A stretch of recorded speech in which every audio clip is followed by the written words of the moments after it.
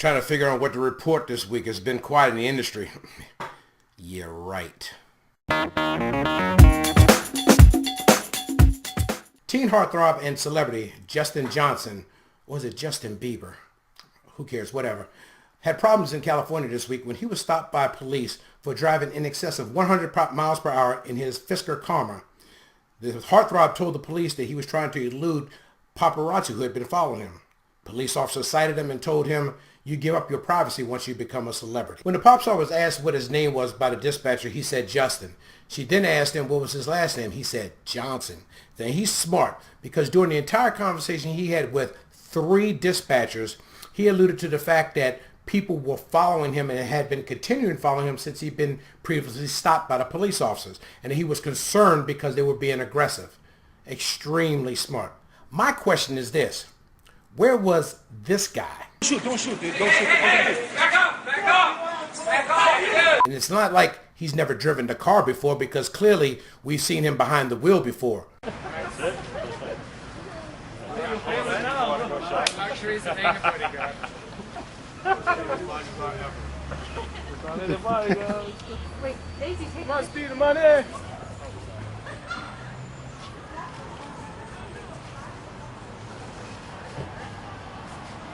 Perks of working for Bieber. The perks of working for the Bees. Damn it, it's right. Damn it, it's right. Okay, all right. So where was he? Let me just say this. I am in no way knocking Justin's bodyguard, the relation he has with Mr. Bieber, when he's working, when he's not working. But here's a free consultation for my Israeli brother. I take exception to a couple things that happened on that incident. Number one, when the police officer told him that he gives up his right to privacy when he's a celebrity is absolutely incorrect. No one gives up their right to privacy. Now, his expectation of privacy may change, but you still have a right to privacy. That's number one. Number two, it took 15 minutes and 3 dispatchers before a police officer got to where he was. Think about it. Now, here's the free consultation. Sir, you need to tell your client that the police don't care about you because you're a celebrity, based on the statement that he said. And 2, if anything is ever happening to you, it's going to take a long time before they respond. I need to be there with you. This is how you build relationships with your client, by justifying your existence so that you don't come across as being just a guy hanging around and collecting money. That's a free one for you, sir. This next story came up on the internet on a couple of sites that I follow. And I was kind of reluctant on reporting on it, or at least giving my spin on it. But apparently, tennis superstar Serena Williams was complaining that maybe Wimbledon should take a look at their security procedures. 4-time tennis star at the All England Club that said that she was almost knocked over as she made her way back from center court into the locker room.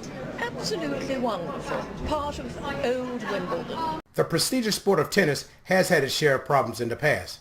On April 30th, 1993, tennis star Monica Seles was stabbed in the back by a mentally disturbed person as she sat courtside in between games. Never in my wildest dreams did I ever imagine something like this happening.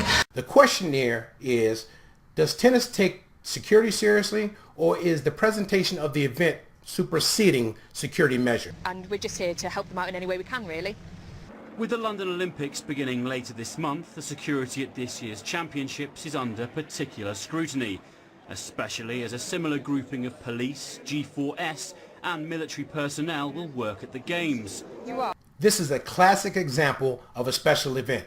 It doesn't matter whether it's the Super Bowl, the Masters tournament in golf, or Wimbledon. There must be constant coordination between the host, which is the Tennis Federation, the host venue, which is the All England Club, and security. There must be constant coordination throughout the entire process leading up to the event. Where are we going to allow fans to be? What are the access points? And if we know those, we can manage those access points, especially when we have to deal with VIPs going through those access points, especially polarizing VIPs. Really, don't even look at me. I promise you, don't look at me, because I am not the one. Don't look my way. This week's tip of the week has to do with the blog that I did on Tuesday titled, "Are We Obscuring Threat with Risk with Vulnerability?" And the reason why I bring this up, because I believe that the word threat has been so broadly used that it's been misinterpreted. As it relates to a person, protectee or principal, whatever you want to call them, threat has to have some measurable level of intent to do harm.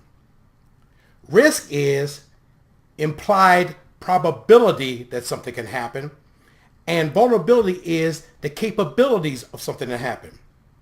Point in fact, every high net worth individual does not have a threat.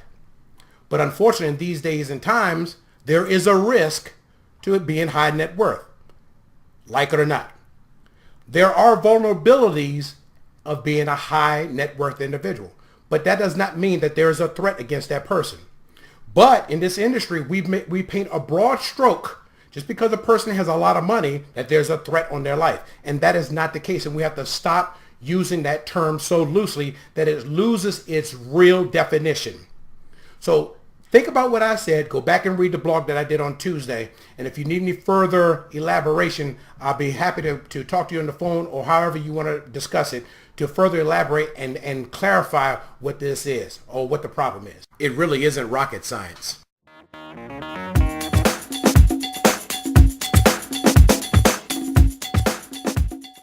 I see. You're saying I'm facing Starfleet Academy's unwinnable command scenario, the Kobayashi Maru.